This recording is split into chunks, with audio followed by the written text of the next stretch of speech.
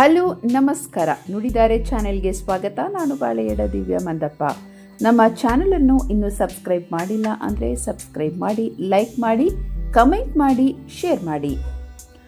ಅಂದು ಬಿಸಿಲು ಮಳೆ ಚಳಿಗೆ ಮೈ ಒಗ್ಗಿತ್ತು, ಮನೆ ತಣ್ಣಗಿತ್ತು, ಒಲೆ ಹೊಗೆಯಾಡುತ್ತಿತ್ತು, ಬಿಸಿ ನೀರ ಹಂಡೆ ಹಬೆಯಾಡುತ್ತಿತ್ತು. ಕಣಜದ ತುಂಬ ದವಸ ಧಾನ್ಯ ತುಂಬಿತ್ತು, ಬಂಧು ಬಳಗದ ನಡುವೆ ಅನುಬಂಧವಿತ್ತು. ಎಲ್ಲರೊಟ್ಟಿಗೆ ಮನೆಯಲ್ಲಿ ನಗೆಯಾಡುತ್ತಿತ್ತು, ಮನೆ ಚಿಕ್ಕದಾದರೂ ಮನಸ್ಸು ಚೊಕ್ಕವಾಗಿತ್ತು. ಅಂದು ನನ್ನಜ್ಜ ಕಟ್ಟಿದ ಮನೆಯಲ್ಲಿ ಒಲವಿತ್ತು, ಸಂತೋಷದ ಸೆಳೆಯಿತ್ತು. ಮುಖ್ಯ ಬಾಗಿಲು ಚಿಕ್ಕದಿತ್ತು, ತಲೆಬಾಗಬೇಕಿತ್ತು.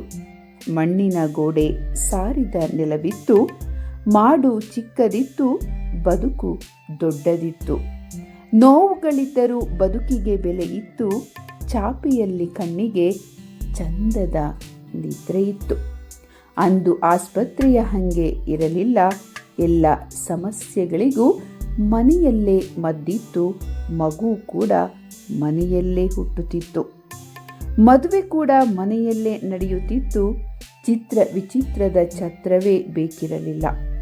ಕೆಲಸಕ್ಕೆ ಶ್ರದ್ಧೆ, ದೇವರ ಮೇಲೆ ನಂಬಿಕೆ ಇತ್ತು, ಸಾವಿಗೂ ಸಹ ಮನೆಯೇ ಸಾಕ್ಷಿಯಾಗುತ್ತಿತ್ತು.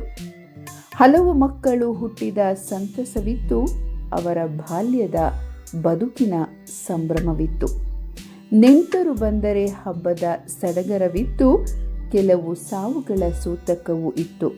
ಸತ್ತ ಹಿರಿಯರ ನೆನಪು ಅಚ್ಚಳಿಯದೆ ಉಳಿದಿತ್ತು. ಕಷ್ಟಗಳ ಗೆದ್ದ ಗೆಲುವಿನ ದ್ಯೋತಕವೂ ಇತ್ತು, ಬದುಕಿನ ಸಾಧಕ ಬಾಧಕಗಳೆಲ್ಲವೂ ಇತ್ತು. ಇಂದು ಮನೆ ರಾಜನಿಲ್ಲದ ಅರಮನೆಯಂತೆ, ಸಕಲ ಸವಲತ್ತುಗಳಿರುವ ದರ್ಬಾರಿನಂತೆ, ನೆರೆ ಮನೆಯ ಹಂಗಿಲ್ಲದ ಸೆರೆಮನೆಯಂತೆ. ಆದರೂ ಎಲ್ಲರಿಗೂ ಬರೀ ದುಡ್ಡಿನದೇ ಚಿಂತೆ. ಶುಭ ಕಾರ್ಯಗಳು, ಸಂತೋಷಕೂಟಗಳು ಮನೆ ಬಿಟ್ಟು ಹೋಟೆಲುಗಳನ್ನು ಸೇರಿಕೊಂಡಿವೆ. ಬಂಧುತ್ವ ಮಿತ್ರತ್ವಗಳು ಬಂಧನದಲ್ಲಿವೆ. ನೆಂಟರಿಷ್ಟರು ಮನೆಗೆ ಬಂದರೆ ಬರೀ ನಕ್ಕು ನಗದೆ ಕೋಣೆ ಸೇರಿಕೊಳ್ಳುತ್ತಿದ್ದಾರೆ ಮನೆ ಮಕ್ಕಳು. ಸ್ನೇಹ ಸಂಬಂಧಗಳಲ್ಲೂ ತೋರಿಕೆ, ತಾತ್ಸಾರ, ನಂಬಿಕೆ, ಒಗ್ಗಟ್ಟುಗಳಂತೂ ಬಹಳವೇ ದೂರ. ಮತ್ತೆ ಬರಲಿ ಆ ತುಂಬು ಕುಟುಂಬದ ಕಾಲ, ಆಗಲಿ ಮನಗಳಲ್ಲೂ ನಂದಗೋಕುಲ. ಅರ್ಥವಾಗಲಿ ಸರ್ವರಿಗೂ ಸಂಬಂಧದ ಬೆಲೆ, ಕಲಿಯಲಿ ಎಲ್ಲರೂ ಸಂತಸದಿ ಒಗ್ಗಟ್ಟಾಗಿ ನಗುವ ಕಲೆ. ಆಗಲಿ ದ್ವೇಷ, ಸ್ವಾರ್ಥ, ಮತ್ಸರಗಳಿಗೆ ಸೋಲು, ಶ್ರೀಮಂತಿಕೆಗಿಂತ ಹೃದಯವಂತಿಕೆ ಮೇಲು.